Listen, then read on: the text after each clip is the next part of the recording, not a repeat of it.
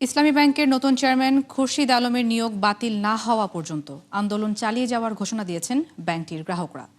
এই ইস্যুতে আজও দিলকুশায় বিক্ষোভ করেন তারা। বলেন, এস আলমের যোগসাজশে আবারও লুটেরা গোষ্ঠীকে ফিরে আনার চেষ্টা চলছে।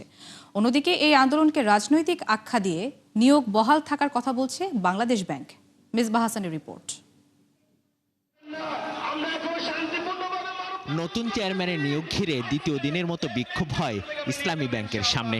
এ সময় নিয়োগ বাতিল সহ নানা দাবি জানিয়ে বিক্ষোভকারীরা বলেন, আবারও লুটেরা গোষ্ঠীর কাছে ব্যাংকটিকে তুলে দিতে চাইছে সরকার। সরকার ধ্বংস করে দিয়ে গেছে, এখন আবার এই সরকার আসছে বাকিটা ধ্বংস করার জন্য। বাকিটা ধ্বংস করার একমাত্র পদ্ধতি হলো তাদের মনোনীত ব্যক্তিকে ওখানে নিয়োগ দেওয়া। এটা হলো আমাদের আমানত। এই আমানত আমাদের থেকে ধ্বংস হয়ে যাক, এই আমানত কেউ খিয়ানত করুক, সেটা আমরা চাই না। এই বাংলাদেশ ব্যাংক মূলত এস আলমের ক্রিয়ানকে পরিণত হয়েছে। এস আলমকে তারা তিলে তিলে ব্যাংকটাকে লুট করার, গ্রাস করার সুযোগ করেছে। লুটেরা গোষ্ঠীর কেউ যেন পর্ষদে ফিরতে না পারে, এজন্য কার্যকর উদ্যোগের দাবি করেন আন্দোলনকারীরা। দাবি জানান অর্থনীতিবিদদের সমন্বয়ে নতুন পর্ষদ গঠনের। কেন্দ্রীয় ব্যাংকের মুখপাত্রের বক্তব্যের তীব্র প্রতিবাদ জানিয়ে বলেন, স্বতঃস্ফূর্ত আন্দোলনকে রাজনৈতিক রং দেওয়ার চেষ্টা চলছে।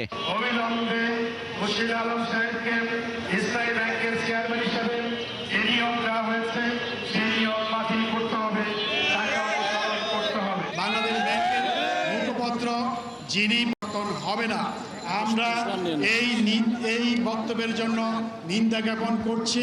রায়ের কাজে ভর করে ভারতীয় প্রেসক্রিপশনের আলোকে এদেশের সাধারণ মানুষের টাকা লুটার জন্য আমার এসেছে এরা নির্লজ্জ। ওমর ফারুক সাহেবকে আপনি পুনর্বহাল করুন ইসলামী ব্যাংকে, আর এস আলমের প্রশাসক খুরশিদ আলমকে এখান থেকে প্রত্যাহার করুন।